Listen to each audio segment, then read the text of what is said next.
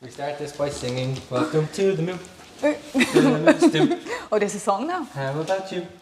I hate singing. Do-do-do-do-do. On that note. On that note. Welcome to the Move Stew podcast, episode 8. With the wonderful Gerlinde Halmer. Yay! I did pronounce it correctly, didn't I? I did. You did pronounce it Halmer. Halmer. It's a bit of a mouthful, isn't it? Halmer. It is. So Gerlinde, I know Gerlinde 3-ish years, maybe more? I wondered if it's already longer. How long is the handstand courses running? That's how I started. Oh, wow. Anthony was teaching at the time. Oh, Jesus. Okay. Yeah, like 3-ish years. On a Tuesday? On the Tuesday evening. Yeah, 2.5. And I think you just started the courses. I kind of literally came whatever second round or something like that. So Gerlinde's old school. Yes, still working on my handstands. I forgot totally that's where we met. Yeah, years ago. Since then, Gerlinde's done a lot of work in the studio. She's designed the new logo for the Movement Studio, which is unbelievable. So yeah, you work in design. Gerlinde's also a yoga teacher, and I think when we met originally, you weren't a yoga teacher. You were going to do your first kind of. I was practicing yoga at the time a good bit, and I think I really enjoyed inversions as well, and that's why I came to the handstand class to kind of get a little bit more skill on it and refinements, and not just having like 5 minutes in a yoga class. I wanted to kind of have a full-on experience how the upside down world feels like. I remember one time walking back from Bushy Park, summertime class outdoors, and we were just having a chat walking back, and you were talking about kind of going into disappear for a month or two into your yoga. Oh yes. Where was that? That was 2 years ago. That was summer 2017. Okay. So, because I'm teaching 2 full years now. Yeah. Time is flying, that's yeah. literally the moment where you kind of became a teacher. You were like, this exactly. is what I'm going to do. It's what I'm going to do. I'm going to disappear for a summer, and I went to Slovenia for a month to relax and chill and do my own thing, and then I went into the teacher training for a full month. Sweet. Yeah. So let's keep on that then. So. Yeah. I'll just remind people the podcast isn't about the studio, or it's not promotional, it's really about people and all that sort of stuff, but invariably the people we know are the people through the studio. So yeah, you teach a couple of classes around Dublin, you have a lovely Fuck It Yoga brand. Yes! Which I love. Do you want to tell us a little bit about kind of life as a yoga teacher and how that's going for you? I do. So I kind of came almost accidentally to yoga. That's a whole different story, I would say. But I'd love to deep dive into this as well. Or maybe actually start with that, because it's all part of the story. So I found yoga, I think it's 9 years now, it's about 9 years. I'm not really good with years and remembering those things. Time is an illusion anyway. So many years ago, I started back in college to do my degree in visual communication because I wanted to become a graphic designer. Okay. I had this dream for years and years and years, and I kind of did a few workshops here and there and small courses, but because I wasn't really sure if I can make the transition, and I realized, well, if I really want to do it, I need to invest the time and the money, and that's a degree. So I was working full-time at the moment, and I didn't want to let go of the employment, so I kept working full-time and studied in the evenings. But what happened then was I was absolutely exhausted. Working all day, going to college in the evenings, working on projects at the weekends, like I had no time for anything. Mm-hmm. I got really stressed, I couldn't sleep, my digestion was shit, like, I ate a lot of rubbish at the time then as well. And what came on top of it, I came out of a long-term relationship as well, so it was a bit like, it was January, it's winter, halfway through the first year back in college. No sun, I'm in a job I don't enjoy, in an environment which was extremely unhealthy for me at the time. And as it happened, a friend of mine came back from India. She did a yoga teacher training there. I didn't really know what yoga was at the time. I kind of heard about it, but I don't think I really understood what it is. And she visited me and she said, maybe we do a little bit of this yoga thing. So, we had a session, 2 hours or so, and I think I cried for 3 hours afterwards. It was really good. I just had such an amazing relief. Like, I feel like, I don't think crying is a particular bad thing. No, not at all. I felt really good afterwards. I realized how much I stored up inside. Were you going feeling like you had stress? Like, was she saying to you, I've came back from this, and if you're stressed, I think you should go to this? Or did you just go purely because she said, hey, I've just done this, let's go for the crack? That's exactly what it was. Okay, cool. And we catched up, and she knew where I was in life. And I think she was so passionate about her yoga journey at the time. She just wanted to share it with people. And because she visited me and we had a chat, and we just got into it. Which was really nice. So she really helped me and supported me without actually having that agenda, or I come and help and support you with this. It just happened. I do believe things fall naturally into place. So if I need something, really, somebody else will provide it if I'm open to receive it. So I do think life kind of has a pattern where it supports you. Yeah. So it felt really good. Like, obviously there was pain involved, and there needed to be a lot of release happening and healing, but afterwards I felt really good. It's all in one class? This was like one afternoon. Okay. Like this was like tea and biscuits and yoga and crying. Okay. So it was like literally, she came for the afternoon, we did yoga. I think it was 2 hours. We played around. It wasn't like this is a yoga class like that. Like, we hung out and she showed me stuff and I enjoyed things. And was it geared towards that experience, or were you the only one that had that experience? What do you mean, in general? That particular instance where you had that your first time and you had that big emotional release. Like, was it about that sort of stuff, or did No, it was just happening. And I think yoga in general makes that happen. I don't think you need to particularly go into a yoga class or to a yoga practice saying I want to release something specifically. Obviously, if you go in with that mindset, you can work a bit more specific on something. But in my case, on that day and many other times when I experience it, it just came out. It just happens, yeah. And I think it's a lovely thing because it just has to come out. Yeah, of course. And so I booked straight in a beginner yoga course. I realized I'm living across the street of a yoga studio, and they did beginner yoga courses. So I started that one, and I really loved it. And I went, I think, to the same beginner course 4 or 5 times in a row. Okay. I really wanted to just do it for the mental space and giving my body time to breathe, to relax. And then I had quite sore shoulders, and I was really stiff, and my lower back was giving out. And I really found that release in that class. So I didn't want to kind of add something else in my life. I just really wanted that release for that hour. I went to that class every week then. How did you manage to get the time to do that if you were already so slammed with college and work? Oh, it was a priority. Like, after that experience, like I didn't miss a class. Like, this was Wednesday evenings was my yoga time. Like, I would just make it happen that I'm there. Yeah. And I was there because I needed it so much. Okay. Yeah. Do you think it's the yoga itself, or do you think it's a space for quiet and reflection and being in your body? And I suppose a little bit of both. I think you can achieve the same with different tools. I found it in yoga. I had similar experiences before in Jiu-Jitsu. I did Jiu-Jitsu in my early 20s for a few years. Brazilian Jiu-Jitsu? No. No. Japanese, the traditional one. Nice.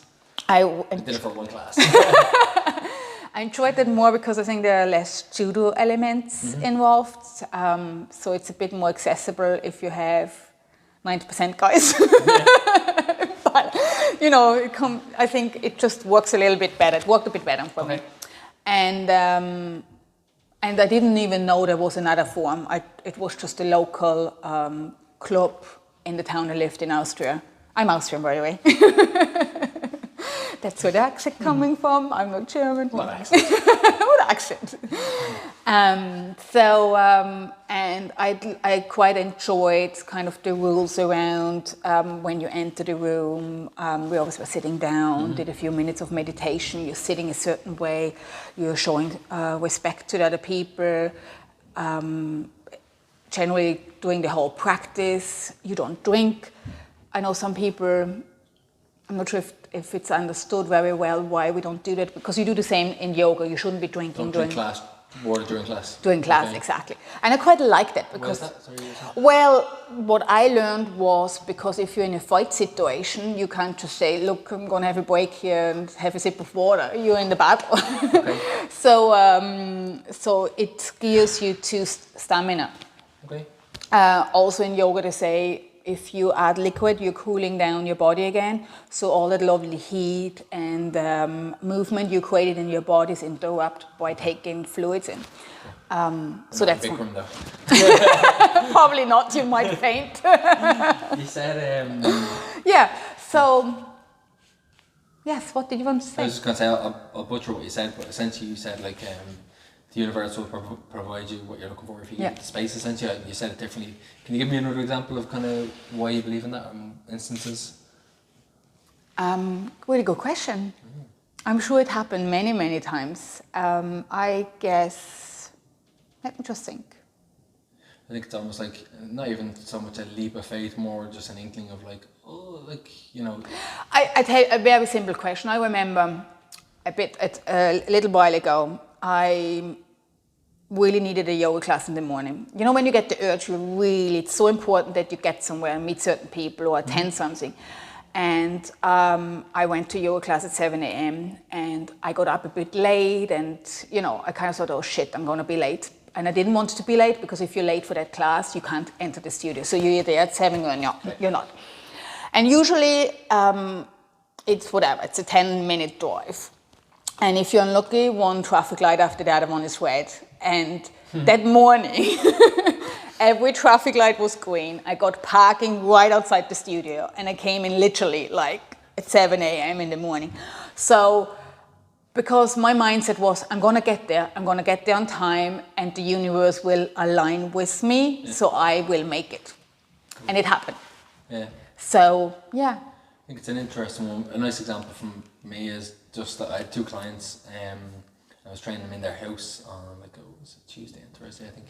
And at the time I was coming all the way from Prosperous in the arse end of Kildare, like a 40-minute drive back up, having been all around Dublin and Westmeath that day, and all was crazy.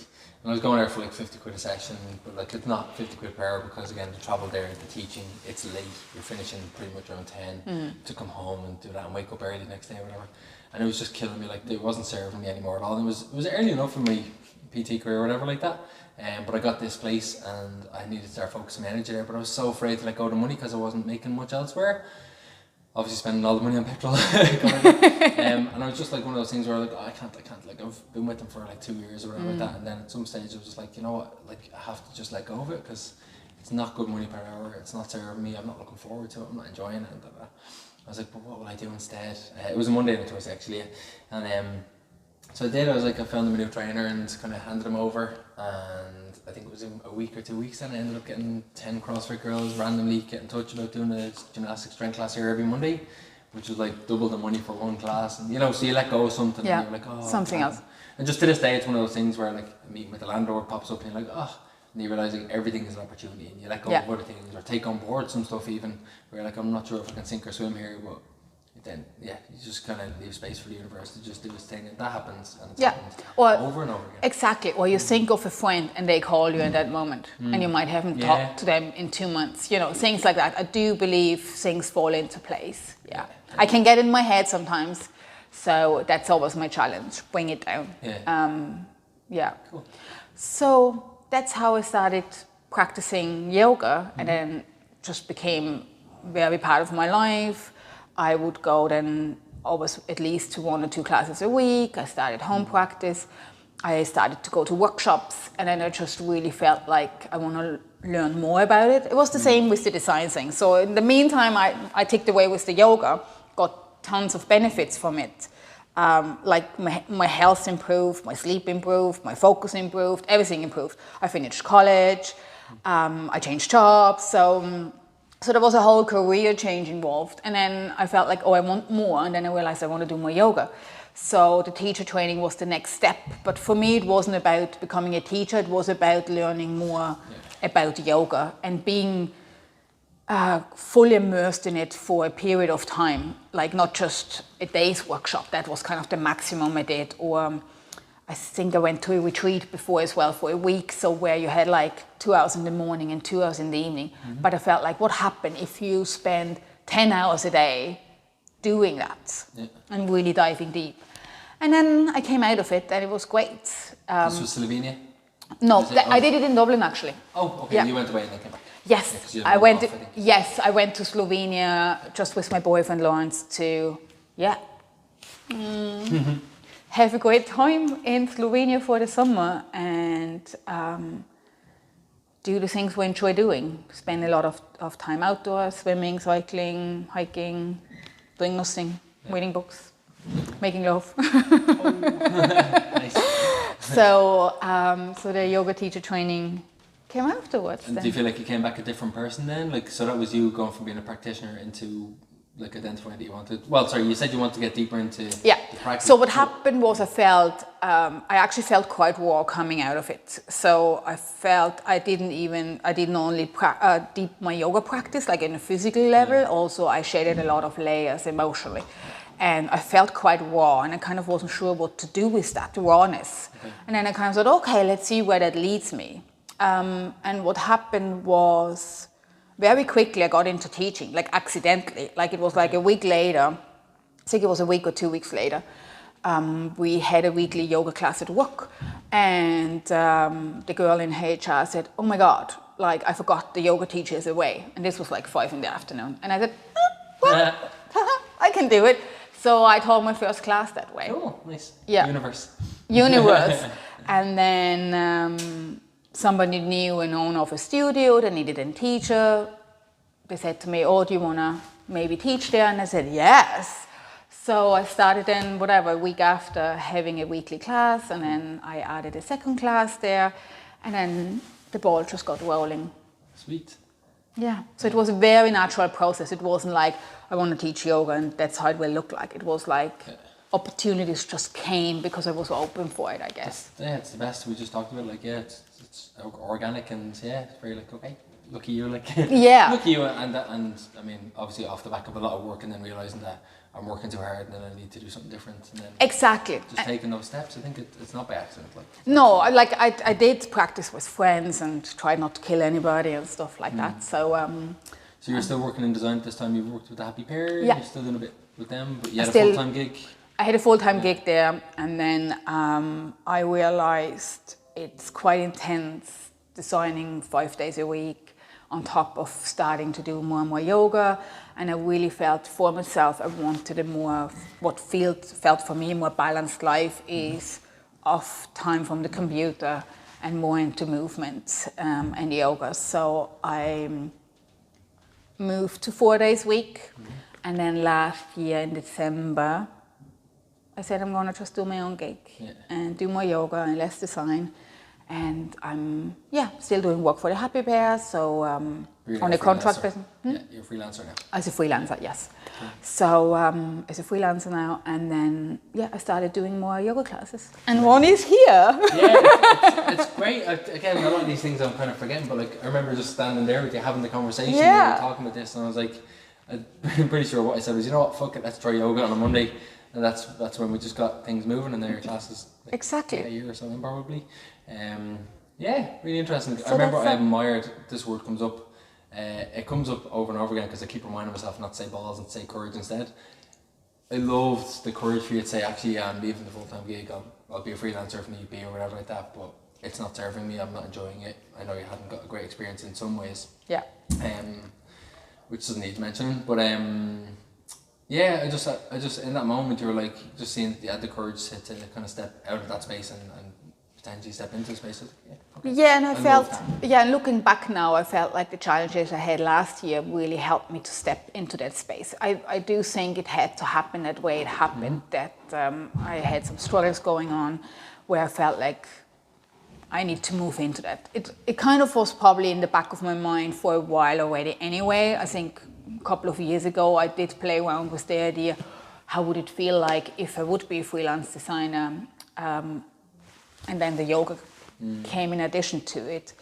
And then also Lawrence, my boyfriend, he always laughs that I say boyfriends because we are 7 years together. So it's like, Don't talk to me about that. my partner. Which sounds so old, I feel. But anyway, so he works for himself as well, and I always admired on him that he just made it happen. And so I said, you know, if I would be maybe freelance or have more freedom with my own time and the decisions I made, it probably would really benefit our life together as well, you know. So yeah, that was part of the decision making or the motivation, I suppose. And I thought, really, fuck it, let's give it a shot. Like, what can go wrong? Another thing was, economy is driving. Like, worst case scenario, I find another job again. You know, something will work out somehow. Yeah. And yeah, I'm really enjoying it. Yeah, I'm happy. Tim Ferriss has a nice one that he calls fear setting. So instead of goal setting, like what's the best that can happen, he's like, what's the worst that can happen? Like you said, the economy is thriving. Pretty sure you can get your shit hot. Like Gerlinde's done logos for Anthony and Kirsty and Anthony Claffey and Kirsty Cuddy, sorry. Not everybody knows everybody. Yeah, your work is amazing, like obviously, and your communication with how you do things is brilliant, but I don't think you'd be lacking work. Is there anything you could recommend for somebody who was considering going from 5 to 4 days or full-time to freelance? Is there anything you would say to somebody who's thinking that? I think there are two types of people. There's one type which say, I'm just going to jump into it and figure it out. I'm not that person. I'm not the person. I'm like, how much money is in my bank account? How can I make this work? So I had some savings in my bank account. So if it didn't work out from the beginning, as it did actually, I have some saving there where for 6 months at least I can pay my rent, all my bills, and don't need to worry about that financial side. So I had that puffer there, and I made sure I have it there. And then the other side was I started moving from 5 days a week to 4 day a week and started more teaching before I then said, no, I make the transition. Yeah. I also had then a chat with the happy pair. I said, look, I'm going to be leaving. Would it be interesting working with me freelance? So I had all those conversations before actually everything happened. So I worked for myself full time. So I set those things in place. Probably a bit of a cautious way, or for me, I needed that puffer. I'm not just somebody who jumps off the cliffs and figure it out then how deep it is. So I think it's you probably need to realize, if I can give advice, see what works for you, what personality type you are. And how long do you want to wait until you do the thing you want to do? You know, you want it to happen now, or can you wait 6 months? Yeah. You know, so. I think they're both baby steps in and of themselves. I think naturally the nervous system wants safety, so whatever way, maybe it's like, oh shit, I booked a flight to Bali, for instance, for days, but it's 3 months away. So the 3 months therefore makes it a baby step. I figured the stuff out because I have 3 months. Yeah, exactly. Versus you were like, I'm going to 4 days, I'm doing 2 more classes. I can start to see the picture taking place or whatever like that. So cool, I'm just going to check the phone. Yes. As we do every 25 minutes. Beautiful. Okay, cool. So leading off from that then, let's talk a little bit more about that transition from full-time to freelance to now mostly identifying as a yoga teacher is your main thing, I assume? It's an interesting one at the moment. That's where I feel naturally driven to step out of my comfort zone, because I'm designing for a few years now. I think it's 5 years, a full-time designer. I feel quite comfortable and confident the area I'm designing it with. But with the teaching, I feel like I'm still expanding, I'm still learning a lot, I'm still exploring different things. What do I like? How do you want to teach? What do you want to teach? Who are my students? Whom do I want to have in my classroom? How do you want to design my classroom? What music do I play? And all those things. So I'm really in this exploring phase of yoga, and that's why the majority of things I put out there at the moment is yoga related, where the design is very taking in the background. Like, I usually get most of my work with referrals, which is great, and then it's also the time for me where I can retrieve at home and be my introverted self and do that work, because my personality type is actually, I'm a bit split, so there's this, I'm out there, I'm extrovert, I'm loving community and people around me, but then another part of me is loving going back home, closing the door, and just do my thing by myself with my cat on the lap. Tidy. Toixie, the little rascal, yeah. Cool. Yeah. I'd like more places to do it. I think a lot of places are hung up on programming, just from my side of things, on programming and kind of everything dialed in, and always like, here's the workout of the day, and here's how we do it, and here's what we're looking for. I took the decision, I think a long time ago, to make Saturdays that vibe for me as a coach. Is like, I can turn up either with something kind of in mind or nothing in mind, and feel out the vibe of the room, or see the type of people who turn up, take from the energy of the room, and then decide what to give back, and use that as a teaching experience for myself, which at the end of the week gave me a very fresh approach to it. Because then I don't feel like, oh my god, it's another work day, which I never feel anyway. But I can come up or come into a Saturday morning, like I wake up, get out of bed and turn up, I'm like, I'm looking forward to today because I have no idea what's going to happen. I know it's a straight arm class and handstands, cool. Everything else other than that, it can be mad, it can be strict, it can be, whatever it is, but I love having that because I think there's a lot of passion in your voice talking about how you want to do things in the music, and you're just so involved in every sensory element of the whole thing and the experience for your people. I think it's super important. I haven't asked this one in a while actually. What would be your 5-star experience of a yoga class? Oh, Monday's class was one. Mondays? So clear. Okay. Monday was the last class of the last course, and I looked forward to it. But then also, when things end, there's a break next week. There's always a bit like, does the energy drop and stuff like that.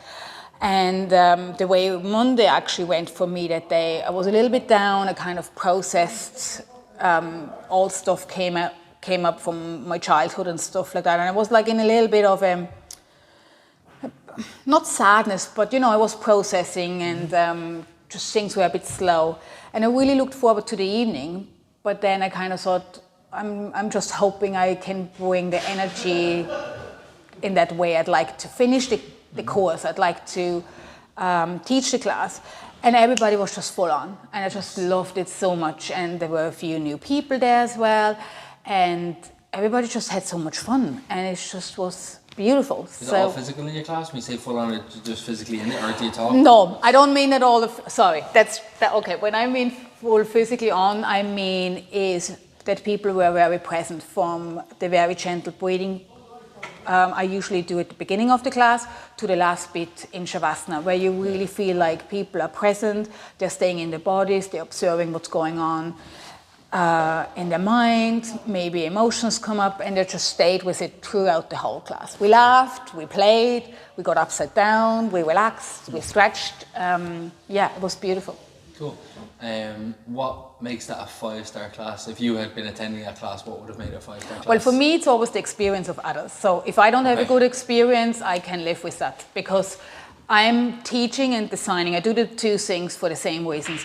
I want to help other people and help them to have a good experience and help them to grow in what area they want to grow. If it's a business in design, if it's somebody who had a busy day at work and wants to relax, or if somebody who wants to get more mobile in their body, for example. Yeah.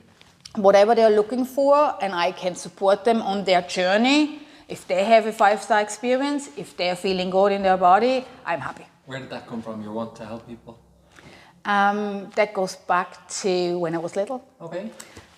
So that's very old for me, because I felt growing up I did not really had that support for myself. Okay. I had to figure out a lot of stuff by myself.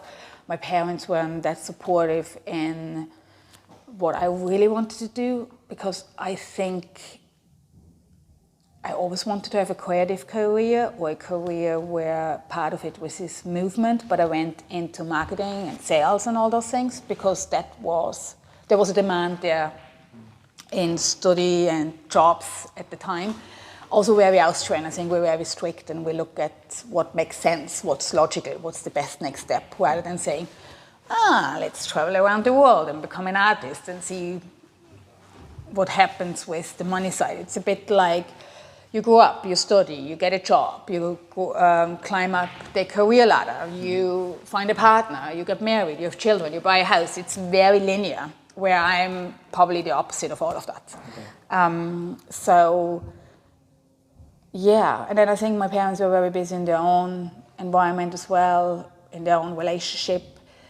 And so because I didn't have that support, or I felt I didn't have that support, I really want to pass on what I learned along the way and what I learned from other people. It's so funny how our inner child, like, you know, if we're denying things or whatever like that, the inner child is just like bursting out, whatever like that. I think generally being an artist there's always a hesitancy around family members or whatever. If you're going to do something that's risky, or you know that involves having an art to it rather than just like you said, a career path or whatever. I think everybody's always going to be, oh, like, you know what you're doing. Yes, I totally agree with you. And the other thing is, the reason why I'm not an artist, I'm a designer, is yes, I don't see myself as an artist. Like, I enjoy doing art by myself, for myself sometimes. I enjoy painting at home, or sometimes music, or I started to learn the guitar recently. I'm shit in it, but look, it's fun. But the purpose for me is to find solutions for others, to help others. My art might help them, but I like to see a problem. I like somebody saying, look, I'm stuck here. I don't know how to do that. Can you help me with? And that's where I get switched on. Okay. This doesn't happen if I have, let's say, I create paintings and somebody say, I really love that, and that lifts me up.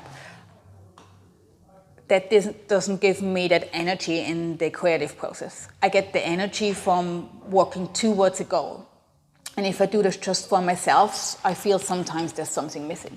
Well, that's what I meant by art. Sorry, like yoga is your art. Yes, sorry. I see it more like an artist than a designer. No, cool. I didn't mean like a painter versus... I'm glad I clarified that. It's 5 minutes, we're never going to get that. But yeah, I think there's an art to coaching, and like it comes from caring. Like, you know, it's like it's an art to know that somebody needs a delicate touch or a word in the ear, or you know, whatever it may be. Is like you care about people, and I think that's the first step to being an artist. Because if you care, at least you see things. Yeah. And you're like, okay, I have a certain amount of tools that I can, for want of a bad analogy, probably paint a better picture of your experience at this yoga class. You know, so that's what I meant about being an artist, because you're doing things that aren't like, I don't turn up to a class and somebody's written all these 52 postures from beginning to end, or read them and go home. You know, it's an art. You care about your people. I care about your people. Curating an experience with music and candles and scents. Exactly. And exactly. And as you mentioned earlier, you just then sometimes what's in front of you. I usually plan my classes, but then if I sense what I planned is not needed, something else is more required, or you get little cues from people, so I really go with that instinct. And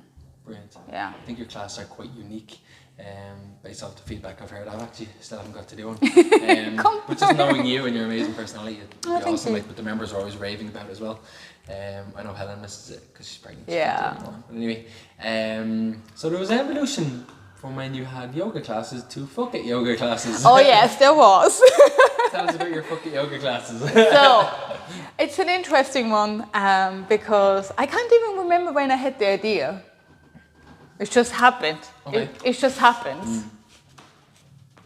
I actually can't remember now. Anyway, maybe in my sleep it will pop back in.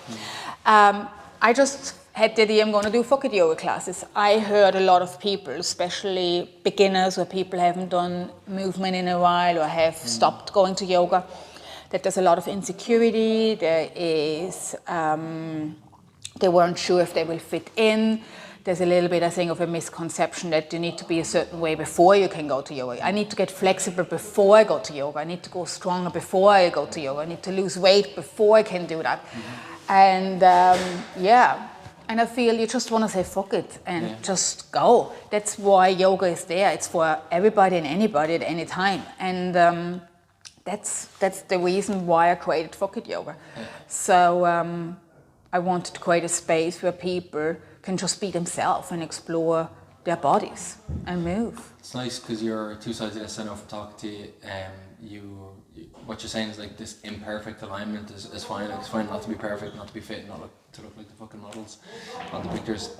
But also you're interested in Katoni yoga, which you're talking about. Divine, is it divine something? What's the body? I'm definitely have to mess up the word. Tell us about Katoni yoga. You're talking about the postures and kind of the way the body is and stuff like that? Yes, Katona yoga is a lot of the postures are aimed for sacred something. Sacred geometry. Sacred geometry. So it's all about alignment, stacking your bones, bringing your body back into alignment in its natural state. So if you have injuries and stuff like that, we have a tendency, whatever, if you have a shoulder injury, you compromise with other body parts and you might never come back into your square. So if you cut your body in pieces, if you align it, you will find a lot of triangles and squares, so a lot of geometry. And that's what Katona yoga works a lot. So you stack over knees above ankles and stuff like that. And I really love working with it because it really works for my body type, or for my body, and I see it also working in a lot of other people. And then also their influences are from Chinese medicine and Taoism. Yeah. Anyway, subtitles. And so it's a lot about how you're living and your organs as well. I think they're a lot of time forgotten that we need lungs to breathe, we need kidneys to function, we have a gut to digest, we have a pelvis, we have sex organs, you know. I think that's often not looked at and aligned in other practices, and that's why I really enjoy it, because they're mentioning it a lot and really do the best so your body functions also really good. Yeah. It's cool, you've a nice spectrum there from fuck all the way to sacred geometry. Yes, so that's what I love about in my classes, that I bring it the fuck it yoga, where you shake things off and let loose and just do whatever comes, and then back to alignment. So you have both. And then sometimes I think if we walk only in one direction, I think we get bored, we get sick of it, we might lose consistency. But if you mix it up, then if you lose it up, you're happy then to kind of focus again and come back to your alignment. And that's what I really enjoy doing. Brilliant. Cool. What made you come to Ireland? It's a lovely story, actually, I guess. Part of it. Anyway. So I'm in Ireland, I think it's 14 years. I came to Ireland on the 1st of October 2005. You can do the maths because I can't. I think it was the 1st of October. And I was still in Austria at the time, and somewhere in my mind there was always the urge going abroad to learn better English. I always had the impression I'm really shit in languages. I will never get a full, proper sentence in English. And I always somehow was still drawn to that language because I felt like it opened a lot of other doors. Yes, much bigger population out there than German speakers. But it didn't happen. And and then what happened, what kind of woke me up a good bit as well in the relationship I was at the time, my boyfriend at the time, he had an accident and he almost died. And he was in hospital for months and rehabilitation. So what happened was he was involved in a car accident. He was actually innocent. And he broke his neck, C2 and 3, which is usually you die instantly. That's what happened. Somehow 1% of people survive, and he was one of the lucky one, or I'm not sure if it was luck because it was a very painful journey, especially for him. So he was trapped in his body, and we tried to make it work. He was away basically for a full year, and in that year I kept working, and as much as I could, I did reduce my hours a good bit at the time, and I built a house at the time. We owned an apartment, and it wasn't suitable for a wheelchair. So I built a house, and I organized what needed to be organized from... How many of you built the house, or what did you do there? I bought a land, so I contacted an architect.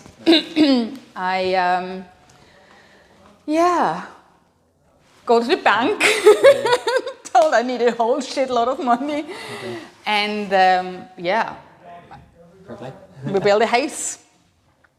So that took, and I did that in a couple of months. Like it was like, okay, we need a new home. What do we do? I do have to say it was officially a work accident, and you're quite supported in Austria if it's a work accident. Okay. So you get additional fundings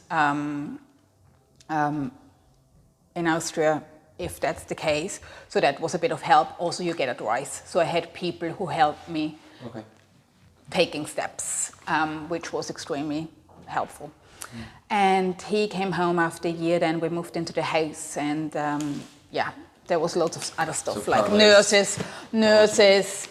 Paralyzed, like. Yes, he was paralyzed from the neck down. He gained his lung function back to 60% because they're usually affected as well. So he was lucky that the paralyzation wasn't 100%.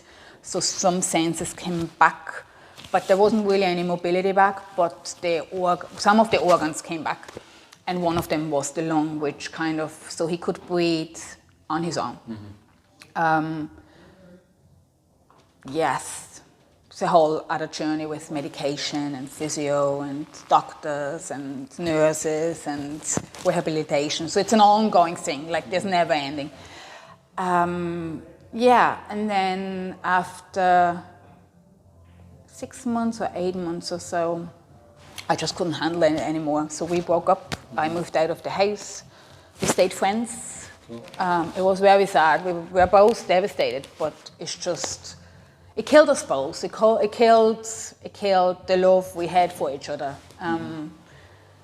which is very sad. But yeah, he moved on with his life. I moved on. We did stay in touch. Yeah, but then I thought, remember, I wanted to go abroad. Yeah. And I felt quite claustrophobic in the small town I lived. Everybody knew me. I felt I needed to get out. And I wanted an easy out. I couldn't handle any visa stuff or anything. And a friend of mine has been in Ireland. She loved it and said, let's do Ireland. And what age? I was 25. Yeah, I'm 39. So I'm here 14 years. We got there.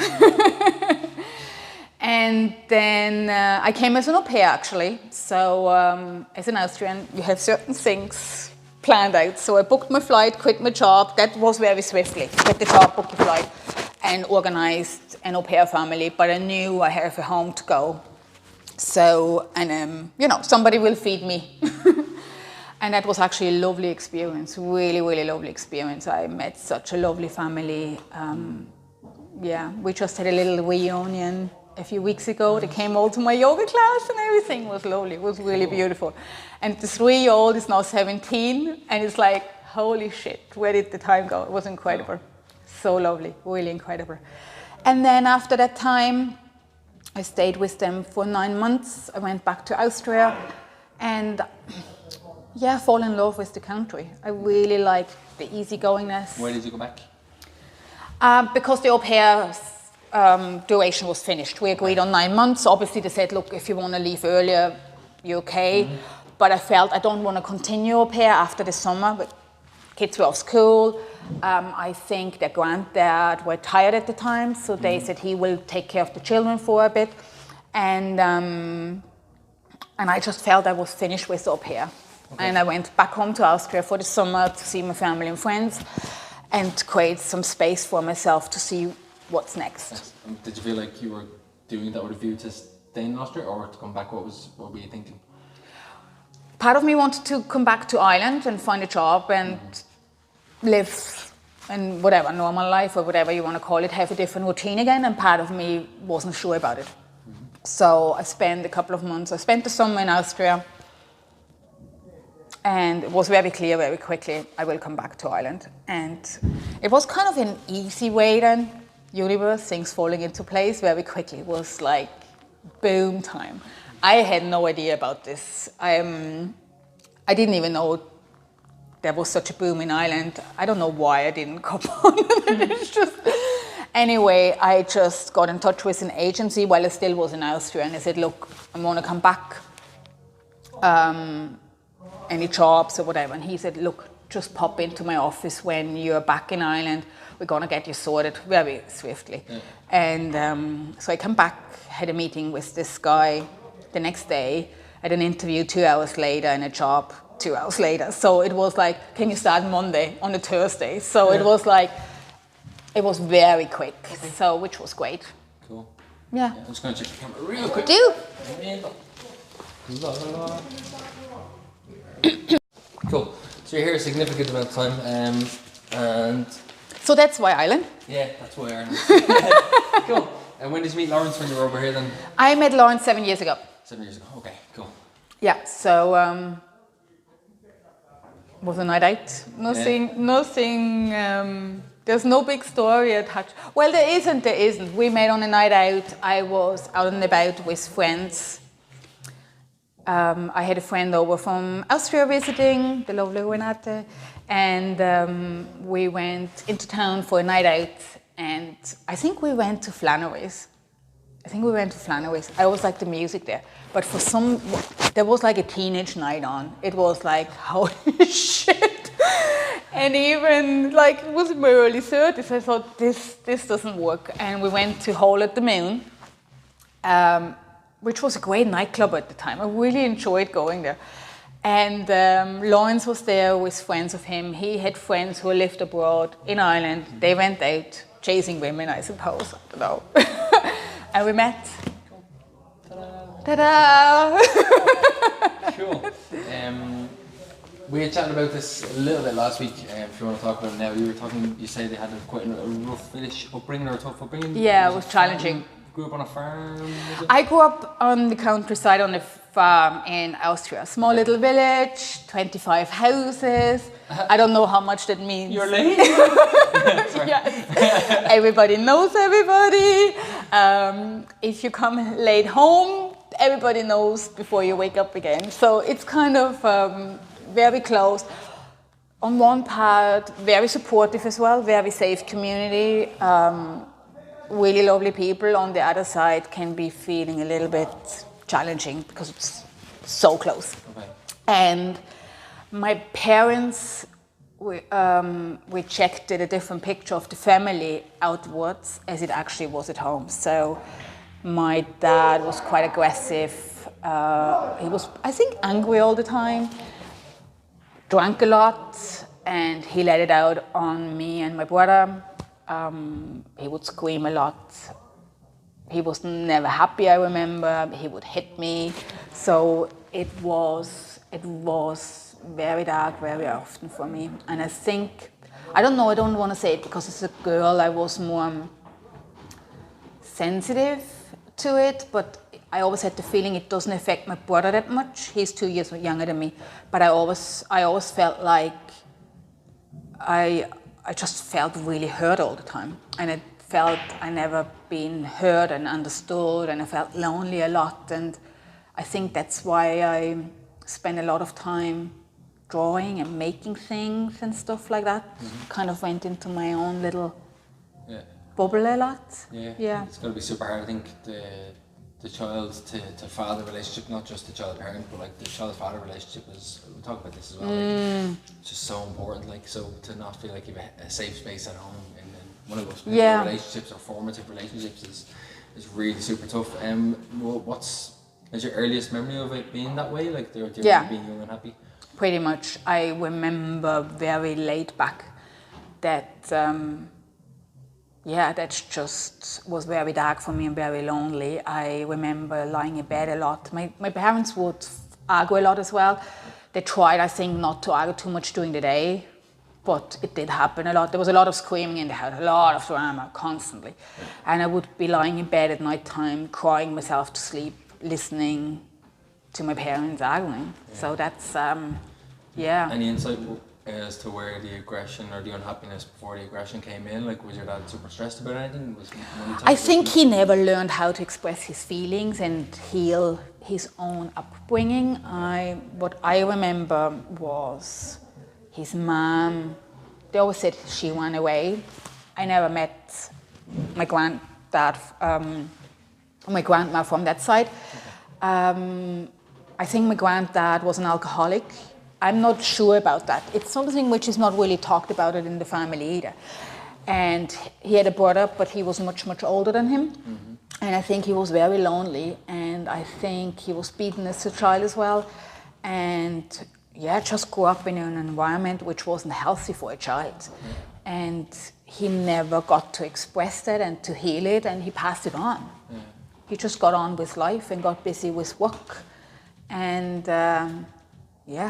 raised his children the way I suppose he was raised. Yeah, I think it's one of the reasons for the podcast. Well, I think we're in a situation now in this technological age where we can shine light on all these things, we can talk about it, and someone who's listening to this could be, in Japan or whatever. It's much easier to then say, okay, well, like, we can stop the cycle, because if we can figure out why he did that, it was because of his own dad, and he passed it on, and it's no excuse for it, but when you know better, you can do better, I suppose, and it's kind of...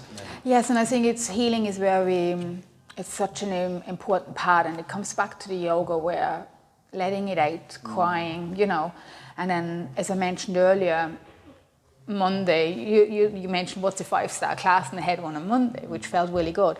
But the day before, or during the day, I didn't feel that great, and part of it, I feel like at the moment I'm shifting something old again, something is coming up. I can't pinpoint it yet exactly at the moment what it is, but I will get there. And therefore I feel it's so important to stay with yourself and listen and see what's happening, because I think we can ignore it a lot, and we have a lot of distractions with social media. We all do it, and just looking at those shadow sides, those ugly sides, and they're not pretty. They're a lot of time not pretty, but then they're there, they're part of us. Yeah, of course, it's a natural kind of yin yang or whatever. I think it's World Suicide Awareness Week anyway now. Yeah. But I think it's not a coincidence that it's a dark week, the weather's just turned and all that. So I think Phil Greenfield said it on Facebook to someone today. It's one of those weeks where it's very transitionary. And I feel that. I really feel that. Stuff kind of comes up as the weather turns and it's dark, and it's natural. It's just a natural cycle of the year, with it. But like I said, people don't always face it, and the thing we should do is just embrace the dark times. I think it's very important, because it doesn't go away. I believe your body takes the score, your body remembers things, and you have a choice. You can look at things and heal them and release them, accept them, or maybe you're not ready and just be aware of them, or you can ignore them, and that's usually then you push them down and you medicate, or you drink, or you binge eat, or you watch telly, or whatever it is. There's some form what you usually do to compress it, and I'm a big believer to letting it out. Yeah. I think Dr. Gabor Mate says, don't ask why the addiction, ask why the trauma or why the pain. That's where things come from and highlight themselves from drinking or abuse or aggression or binge eating or whatever it may be. Yeah, it comes out in some form or shape, you can't escape it. I love that the body keeps the score. It's just There's a book from Vessel, founder, can't remember now, look it up, just popped in my head. I haven't read it, but that's why I'm also, not sure if I mentioned it to you before, I attended last year a retreat called The Path of Love. Okay, you did.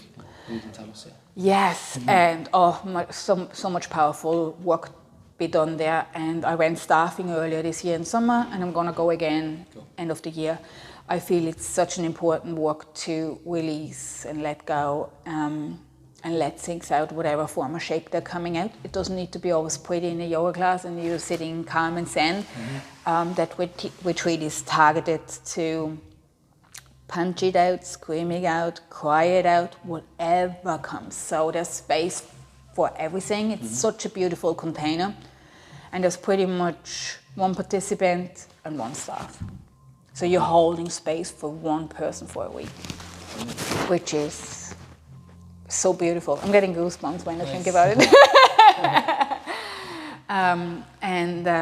That work feeds a lot into my life and my teachings and my design as well. I feel like everything I want to do it as a whole and feel into it rather than just getting something done. It's lovely. I think first of all, one of the saddest things about bad parenting, is like if you grow up with all this trauma and these problems, we'll inevitably spend a lot of our life reading books to figure shit out, going through the streets to figure shit out. And whenever I think about, like, you know, even if it's a potential argument with my daughter or whatever it may be, it's like, I don't want to put that on her. I don't want her growing up with layers to work through. I want her to grow up with a relatively clean slate that, you know, whatever she's doing with her time, at least she doesn't have to spend 5 years or a decade or 15 years or 20 figuring shit out to then be 40 and realising, okay, well, this is what I want to do in my life. You know, you want this to be is 80, great. 90, 21. Life's Yeah. wonderful, and maybe life isn't wonderful. You know, we still have illnesses and traumas and just stuff that happens naturally, but don't put the extra shit on them. Break the cycle of the stuff that's unnecessary. Which again means that I'm working through my shit, and, you know, you're working through your shit, whatever. But we're doing it with the best intention, is to break the cycle, and hopefully break the cycle. Next decade becomes better for people. And I can't see it any other way. I don't want to perpetuate the cycle of anything that's negative in an unnecessary way, and then life just happens around that anyway. It doesn't affect all you can do about that. Like, control the things you can. Yeah, and then I remember I used to have a lot of anger in me as well. I remember I got road rage was for me a big one. Okay. Oh my God. I don't have it anymore. It's very rarely that I would get irritated by somebody on the road or, but I used to be quite aggressive. Like, I would be one of those people screaming behind the wheel. And that was one area my anger came out, because I haven't dealt with it in the past, which was still stuck in me. And I can totally see where it came from, looking back now. Like, I know it was there. For a long time, I didn't give it that much attention, because I always thought, I will be different or do different as my dad. But then, if you don't get your shit out of the system, if you don't work on it, does it really change, I wonder? And I was always really afraid that it won't. So that's why I also stepped into more self-developing things and looking at my behavior and changing it. And you don't get it perfect from the beginning, you know. In my head, we do this and we do this, and then, you know, things get a little bit irritated, or you don't have a good sleep, and, you know. So it took a bit of time for me to let that go, and release it. It does take time, that's the whole point. But I know historically a road rager, it's just like, it's easy for everybody to be like in their car, in that bubble where you feel safe. Yeah, you know, I wouldn't have a scream at the person like close like that, you know. But with having all that metal around and that extra distance, it's like, I can do whatever I want to do. And no, because I'm still sending out that negative energy towards that person. I don't want to be that person. It doesn't matter if they know me or don't, you know. So that's what I was going to segue into, saying that it's for someone who's working through their stuff.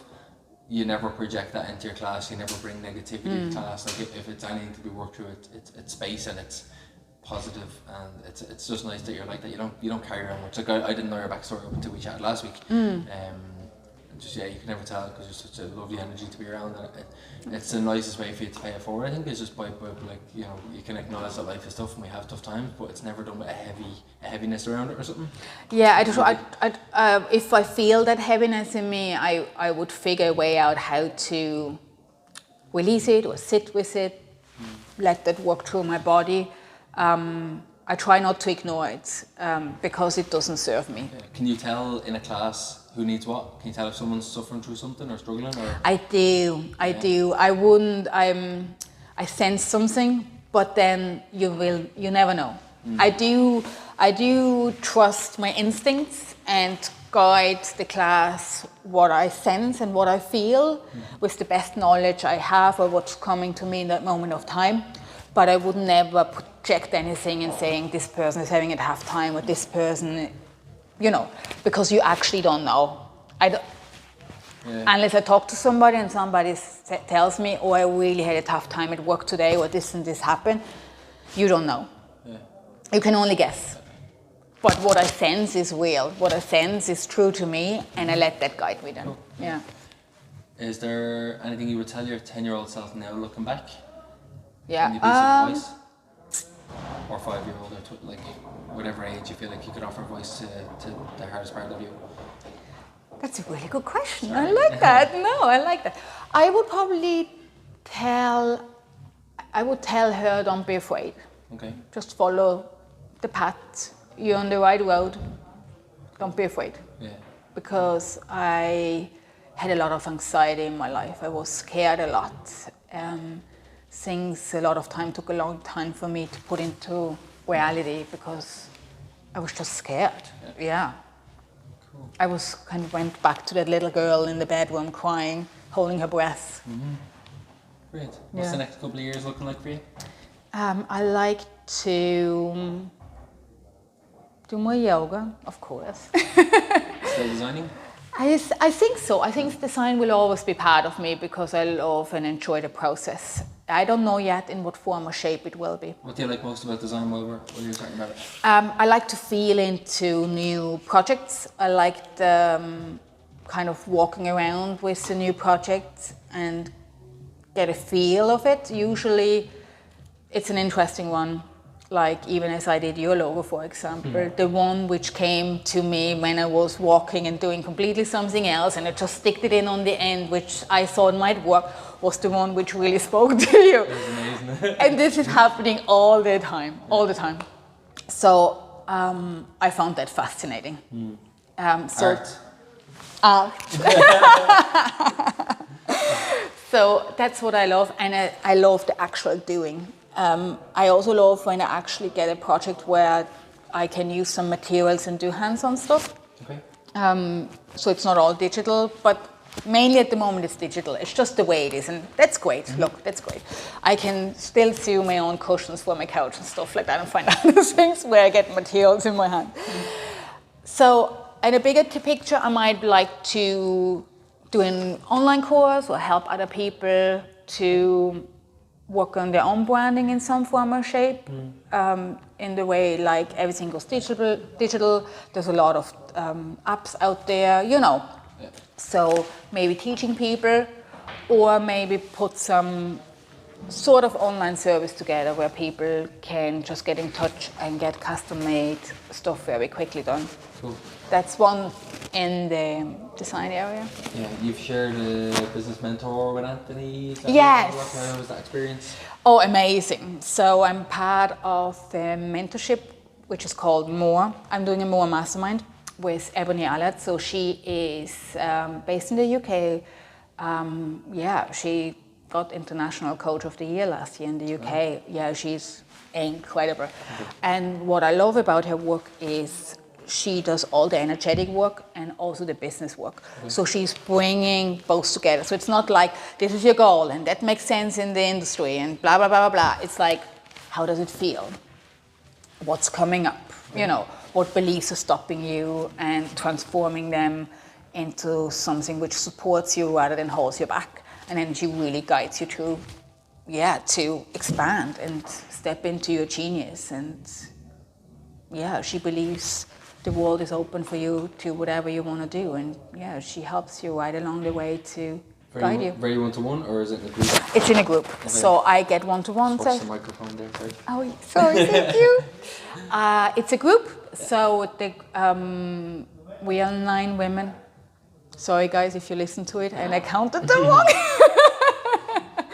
And we support each other in a WhatsApp group and Facebook group. So I just did a video earlier today, how I'm feeling, what's going on in my life. I get feedback. If I'm getting stuck, they help me out. And then I also have one-to-one now and then with Ebony. It's changed, I suppose, everything for me, because I started working with her last year before I actually did the step and went into self-employment. Mm-hmm. And she played a big part to step more into my confident me and to release a lot of the anxiety and fear I had around it. Yeah. It's amazing because I think the best coaches, I'm stubborn shy. I haven't really had a business mentor. As such, I've a lot of friends who have chipped away and helped with different things, and it's been stubborn about doing it by myself, but I think it's invaluable doing the little bit that I have done with people, and even one of the weekend workshops with the Vive group now they're called. Just the questions that come up, it's great because it's self-work. Like, you know, you have to face what you're good at, what you're not good at. You know, the opportunities and threats around the area. It just brings it back to yourself, and if that's what you're doing, it's around you, which is great. 100%. And there are moments where doubt creeps in. Is it the right thing I'm doing? This is hard today. I'm sure I'm on the right path. And then I share it with the group. And then others say, as it happened the other day, said, oh, I feel exactly the same. And then somebody else say, oh, I hear you, I hold your space, can I help you with anything? And then just by doing that, it's already, everything is already lifted, you know. So I think support is so important. We are creatures who need other people. We are not born to be on our own. We need community, we need support. So it's lovely to have like-minded people who trust in you, who believe in you, who support you. So you can move in the direction you want to go. Brilliant. I think that interdependence is one thing that's just, it's human. It's we do need other people and support networks. And I say me being struggling and having a mentor, like I've done nothing by myself. I feel like nothing is done by myself, and I absolutely embrace the community. We wouldn't be anywhere without it. Cool. So back to, because I skipped away. Where are you in 2 years, 5 years? In yoga? In life? In life? That's a really good question as well. I'm really working on my big vision at the moment. So one, as I just said, I'd like to do something with the design and bring it more out there, and also I'd like to do the same with the yoga. I'm playing around with the idea of maybe putting an online course together or something like that, creating a community this way. And then in life, there's this vision. I'm gonna have a house. There's a lot of wood, somewhere with a lot of trees around. Very cozy, very homey. Cool.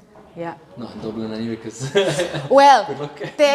Well, that's an interesting one. I live in Dundrum, and if I look out the windows, all I can see is trees. So wherever they built that apartment block, the apartment I'm living in at the moment, is surrounded by beautiful trees. And growing up on the countryside, I do crave nature. Cool. So that's where I like to go. One piece of advice you could give? So let's say someone who was 5 walked in the door, someone who was 70, someone who's big, small, whatever background they are. If you had one piece of advice or a book recommendation or something to offer every single person you ever met, what would be the one thing you would say to do them? Part of Love. Do Part of Love. Do Part of Love. Oh, do the retreat. Part of Love. Okay. Do you think everyone needs it? Are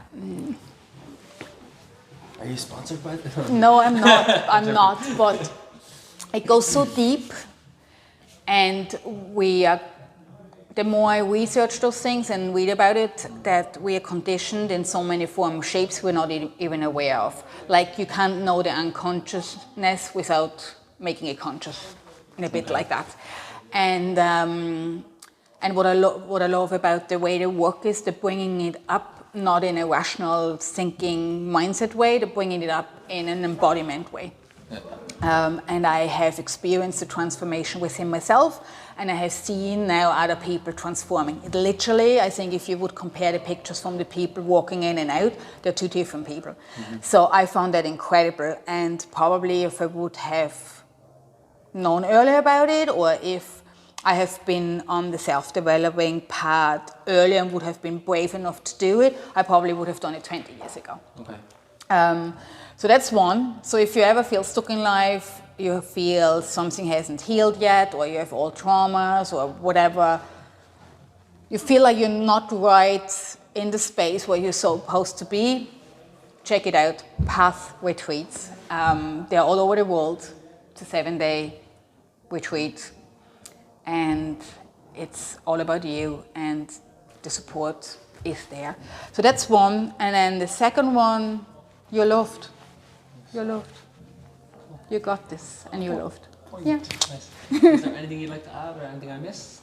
Thank you so much. This was you great. So much. Just in this moment, realizing, like, since I've known you, stuff, I don't even know if it's growth more than shedding layers, but just you're such a pure you, and it's so nice to see you now with your lovely new haircut and everything. No, it's actually been like such a pleasure from just getting the logo done by you to you being as a member here and stuff like that, and then just being gone and being back and just seeing. I'm just being privileged to hear about your story and all that. So thank you very much for being a lot to the studio and to me. Thank you. Thank you. Let's hug. Ah, thank you so much. Thank you so much. And there's the mic.